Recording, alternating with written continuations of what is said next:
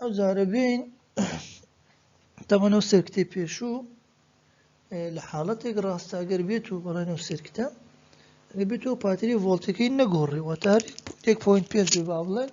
هەر بۆ قیمەتە ببینێتەوە بەڵام ئەگەر پاتریەکە قیمەت ڤۆڵتێکی کەمی کرد خۆ کۆنستان نییە ڤۆڵتی پاتری دائیمەن کەم دەکات. ئەو جارە دێن سەکەند جۆرشکە لە ئەمیتەرمان هەیە کە ناوی ئۆمیتەر with zero adjust واتە ئۆمیتەرێک کە بتوانین سەفڕێکینەوە هەموو جارواتە ئەجاستی بکەین لە بۆ سەفڕ مەبەستمان چێسادین ڕووی دەکەین.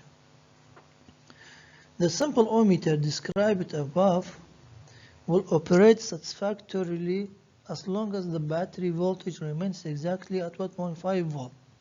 واتە ئەوەیان ئەو سێرکتە کە وەکو ئۆمیتەر بەکارمانهێنە تەنها لە حاڵەتێک قیمەتەکەی کە دەخوێنێتەوە ڕاست ئەگەر بێت و پاتریەکەی 1.5 ڤۆڵتی ڕێک بێ واتە کەمی نەکرد بێ. When the battery voltage falls and the output voltage of all batteries fall with use واتە لە حاڵەتێک کاتێکە و پاتری ڤۆڵتێکی کەمی کرد the instrument scale is no longer correct واتە ئەو سکەڵێک کە دانراوە لە بۆ ئۆمیتەر چیتر ڕاست نییە خوێندنەوەکەی ڕاست نییە. Even if R1 were adjusted to give FSD with terminals A and B are short circuited. يعني حتى ئەوەی کەمە بداية R1 قیمەتێکیشمان پەیدا بووکە لە حاڵەتی شۆرت سێرکتی ئێرە ئەوە فول سکێڵی پێمان دەدا ئەو کاتە پاتریەکە فول ڤۆڵت بوو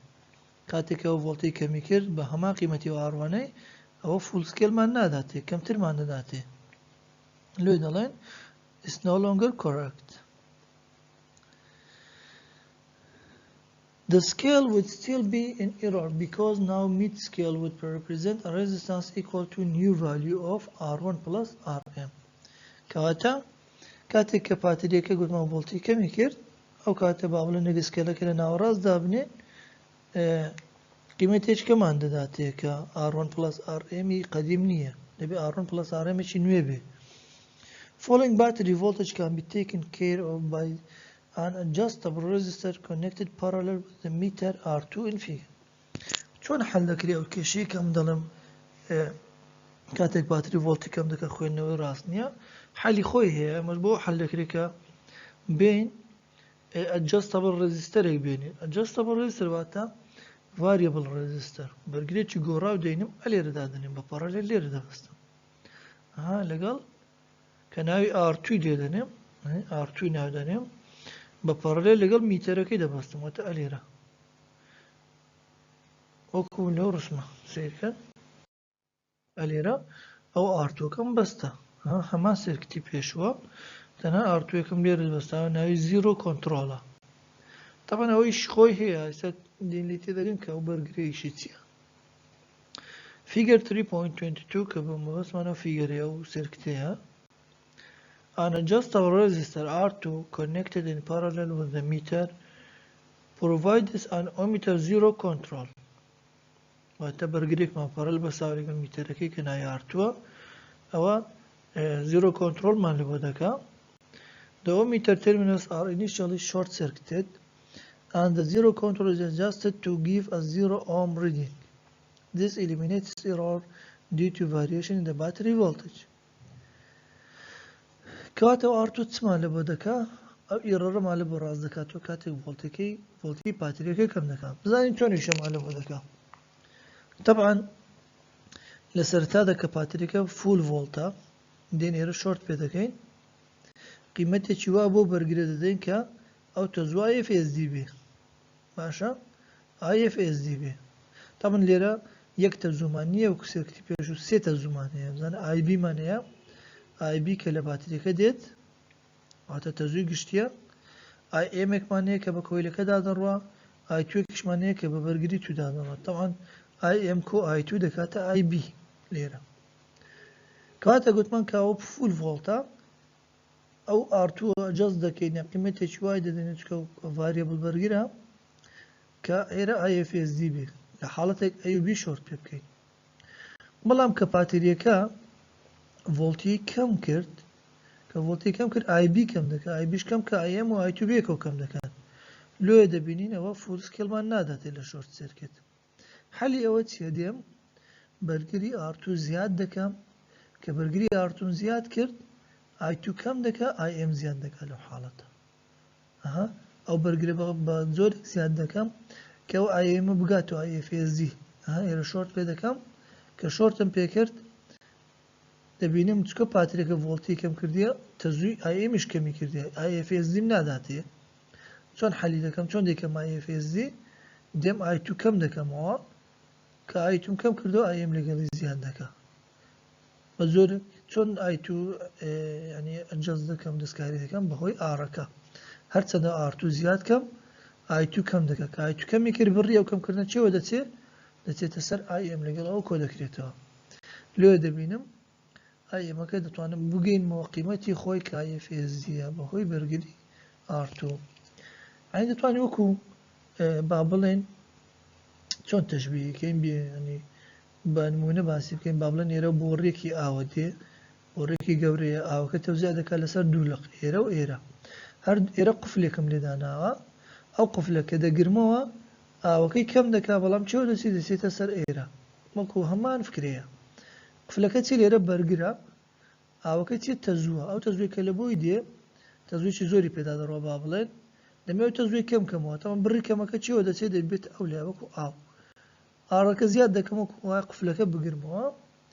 بڕی کەمبوونی و ئاوی کە لێرەیە دەچێتە چێ دەچێتە ئێرە یان بڕی کەمبوونەوەی تەزووەکەی لێرە دەچێتە سەر ئایەمەکە تا دەگاتەوە IFSD کە گەیشتە IFSD کەواتە لە قیمەتێکی ڤۆڵتی کە کەمتر لە قیمەتی خۆی تەزووەکەم هەر IFSDە کەواتە حەلی ئەو کێشەیە بە چ کرد بەو R2ە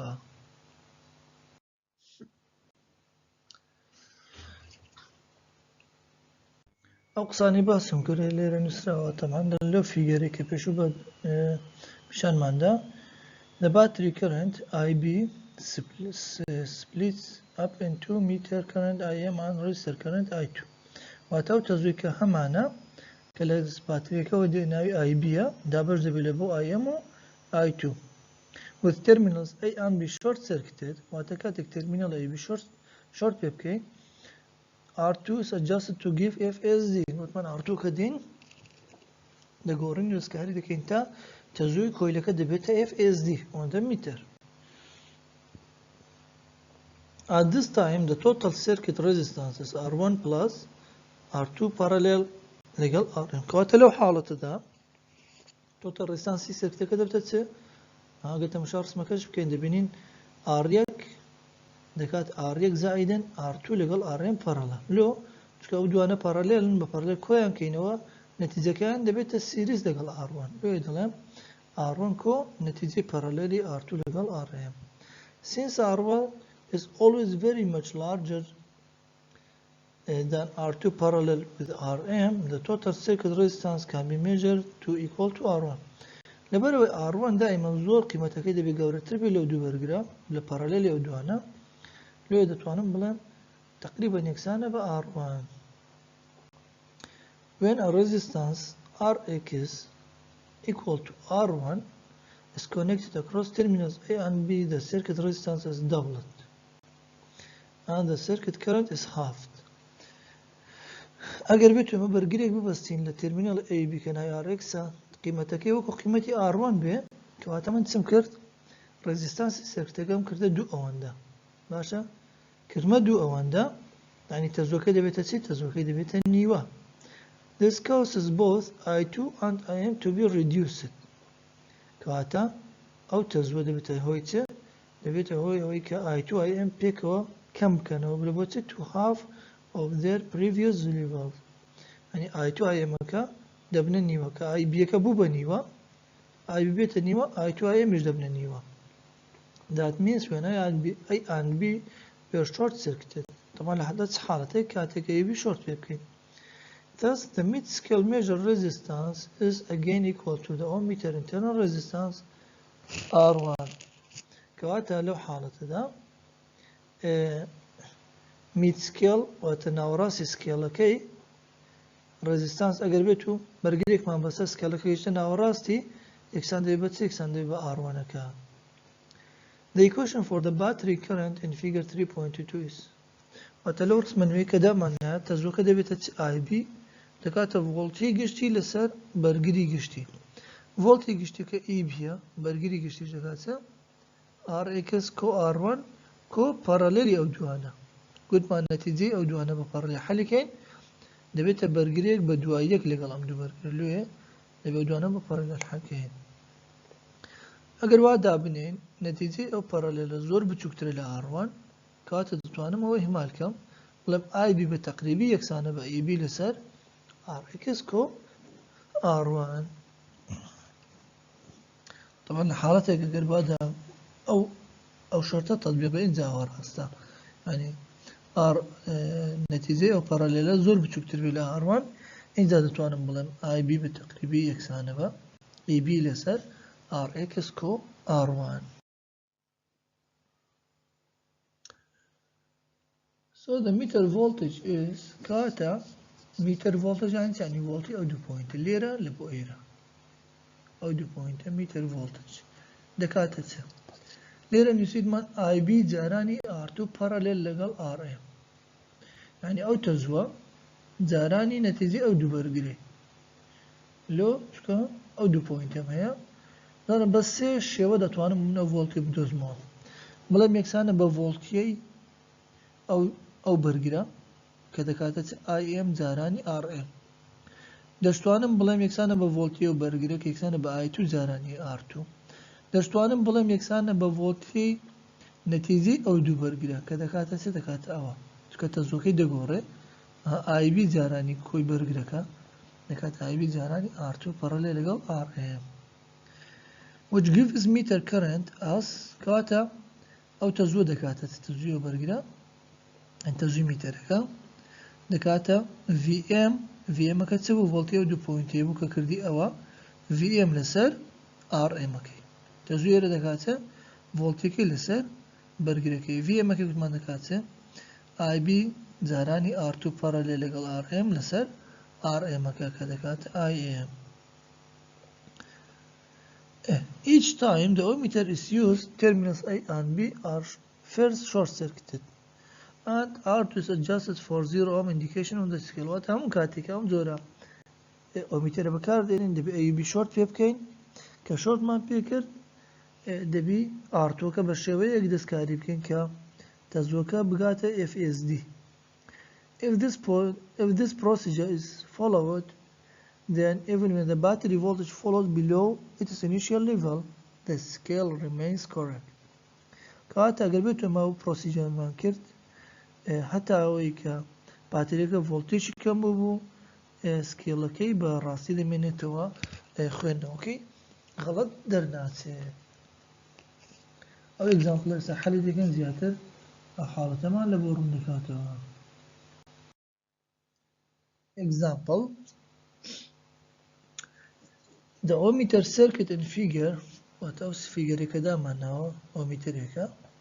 has EB 1.5 volt EB كي تسنده فولت 1.5 فولت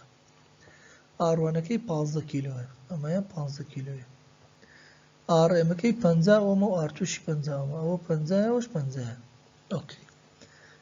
and meter FS كي 50 مايكرو امبير او تزوي كلير داد رو FS دي كي هانك IM كي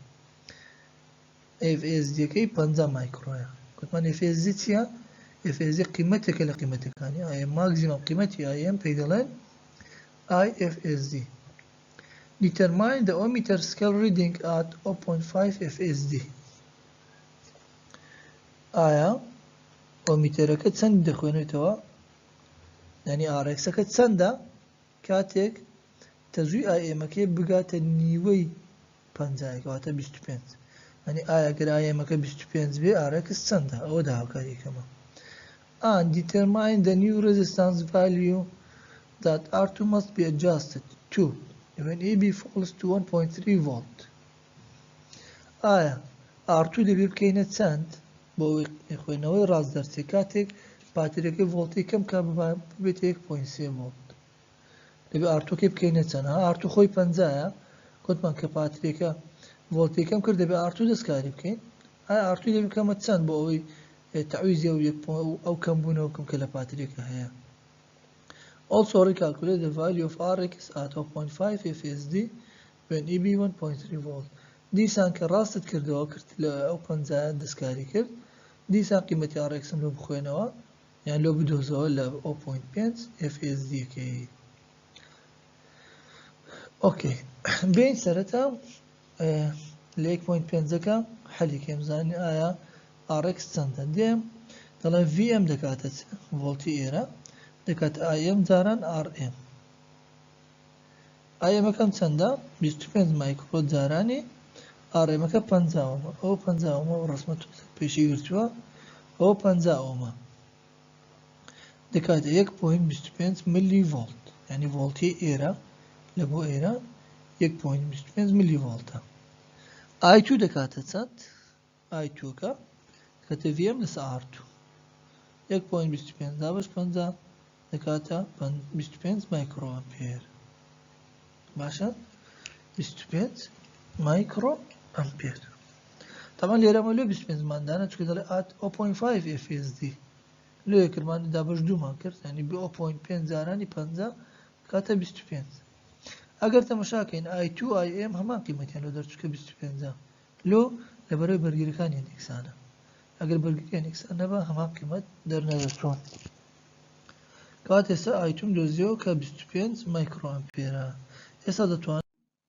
IB بدۆزمەوە IB دەکات I2 کۆ IM 25 کۆ 25 دەکات 50 مایکرۆ بەڵام لە کەی IB 50 کاتێک سکێلەکەم لە ناوەڕاست بێ لە نیوەی فۆلی بێ. ئێستا Rx لە نیو فول سکێلەکە دەکات Rx کۆ R1 تقریبا یەکسانە بە EB لەسەر IB. طبعا لۆ ئەو تەقریبەکەمان بەکارهێنایە پەرەلێلی 50 کۆ 50 لەگەڵ 50 زۆر کەمتر دەبێت لە ئەو R1 کە دراوە. دەکاتە چەند 1.5 مایکرۆ دەکاتە 30 کیلۆ ئۆم. Rx دەکاتە چ دەکاتە C minus R1 R1ەکە چەندە 15 C کەم 15 15 کیلۆ ئۆم. کەواتە ئێستا من R1م دۆزیەوە کە سکێلی ئەمیتەرەکەم لە ناوەڕاست بێ بەرگرەکە ئەو بەرگێکی لێرە بەستراوە 15 کیلۆ ئۆمە. ئەگەر بەبیرتان بێ لە تازە لە تەفاسیلی ئەو سێرکتە باسمان کرد گوتمان ئەگەر بێت و Rx یەکسان بێ بە R1 ئەوە ڕێک دەستێتە ناوەڕاستی دەبێتە میت سکێل. ئێستا گوتمان لە میت سکێڵە ئەوە 15 دەرچوو R1ەکە شەر 15 کەواتە ئەگەر قیمەتیان وەکو یەک بێ Rx و R1 یعنی سکێڵەکەم ڕێک لە ناوەڕاستی یعنی 0.5 FSD. ئێستا بێم کە ئەو بوو بە 1.3 دەبێت سەرەتا R2 بدۆزمەوە ئایا R2 بکەمە چەند چۆن تێستی دەکەم Rx 0 دادنێم کە Rx 0 دانا دێم ئایەکە دەبێت بکاتۆ IFSD بەو قیمەتە ئایەکەش IFSD دادنێم اینجا R2 دەدۆزمەوە دەڵێم IB یەکسانە بە EB لەسەر Rx کۆ R1 EB یەکە بوویتە 1.3 ئەوە 0 دادنێن گوتمان ئەوەش دەبێتە 15 کیلۆ ئۆم. IB یەکە دەبێتە چەند 86.67 مایکرۆ ئەمپێر ئەوە IB-ە باشە خۆی IBش دەکات لێر دەمشەکە دەکات I2 plus IM وانە ئێستا IBم دۆزیەوە لە ڤۆڵتی نوێیەکە IMش نابێ بگۆڕێ هەر دەبێ FSD بێ کاتە 50 دادنێمەوە لێرە اینجا I2کە دەدۆزمەوە کە I2m دۆزیەوە بەهۆی IMەکە ڤۆڵتێکەش دەدۆزمەوە اینجا ڤۆڵتی و یەکسانە بە ڤۆڵتی R2کە دێم بەرگری R2کە دەدۆزمەوە بزانین چۆن I2 دەکات IB minus IM لە FSD کە 50 86.67 minus 50 کاتە 36.67 مایکرۆ ئەمپێر. ئێستا پێشتر تەزوی چەند بوو 50 بوونیە لە فۆسکێل لە نیوەکەی 25 بوو ئێستا لە فولەکەی دەبێت 36.67 دەبێت ئەوەن دەبێت ئایا ئەگەر تەزوەکەی ئەوەن دەبێت فۆڵتێکەشی دەکاتی یەکسانە بە VMەکە دەکاتە IM جارە ناڕێم هەردووچیم هەیە دەکاتە 2.5 ملی ڤۆڵت یعنی VR2کە ڤۆڵتی سەرێرە دەبێت 2.5 بێت تەزوەکەشی دەبێت 36.67 مایکرۆ بێت. ئێستا دێم R2 دەدۆزمەوە R2 دەکاتە VM لەسەر I2 2.5 ملی ڤۆڵت لەسەر 36.67 دەکات 68.8 ئۆم دەبێت بەرگەکەی بکەمە ئەو قیمەتە ها زیادم کرد بەرگەکەم زیاد کرد تەزووی ئایتوم کەم کردەوە لە 50 بوو بە چەند بوو بە 36.67 زیادەکەی چۆ سەر IFS دیکە بووە 50 دووبارە ئێستا ئەو بەرگرە نوێیەکەیە بێم لەو بەرگرە نوێیە RX بدۆزمەوە اینجا دێم دەڵێم چ هەمان خەتۆی پێشتر VM دەکاتە IM RM دەکات 1.25 ملی ڤۆڵت ئەوە نابێ بگۆڕێ I2 دەکاتە چ I2 طبعا لە فول سکێل نا لە نیو فول سکێڵێرە کەتە VM لەسەر R2 دەکات 1.25 لەسەر 68.8 ئەو قیمەتە نوێیەکەیە دەبێتە چەند 18.33 مایکرۆئەمپێر یعنی لەو قیمەتی ڤۆڵتی نوێیەی کاتێک ئەوە لە ناوەڕاست بێ ئەو تەزوی بێرەدا دەڕات چەندە 18.33 مایکرۆئەمپێرە IB کە دەبێتەوە چەند IB کە دەکات I2 کۆ IM طبعا نیوەی نیوەکەی 18 بوو نیوەی فول سکێڵی IMش چەندە 25 کۆیان کۆ دەکات 43.33 مایکرۆئەمپێر ئەوە تەزووی IB یەکەیە لە نیو سکێڵ اینجا RX دەکاتە چ دەکاتە RX کۆ R1 یەکسانە بە EB لەسەر IB EB لەسەر IB دەکات چەند دەکات 30 کیلۆ ئۆم 30 کیلۆ ئۆم طبعا 1.3 لەسەر 43.33 دەکات 30 وەکۆی لە هەمان پێشتر کردبووی چەند 1.5 لەسەر 50 بوو کاویش کردی 30 اینجا RX دەکاتە 30 ماینەس R1 کە 15 دەکات تۆ 15 کیلۆ ئۆم طبعا نابێ بگۆڕێ دەبینی لە هەردوو حالەت 15 کیلۆ ئۆم دەرچوو یعنی چمان کرد ئێستا ئەو 15 کیلۆ پێمان دەڵێکە ئەو کالیبرێشنی کە کردمان قیمەتی R2 مان کردە 68.8 دیسان خوامان لە ئۆمیتەرەکە کرد کە خوێنەوەکەی ڕاست دەرچێ ببێتەوە 15 ڕێک ئەوە ئیشی زیرۆ کۆنتڕۆلەکە بوو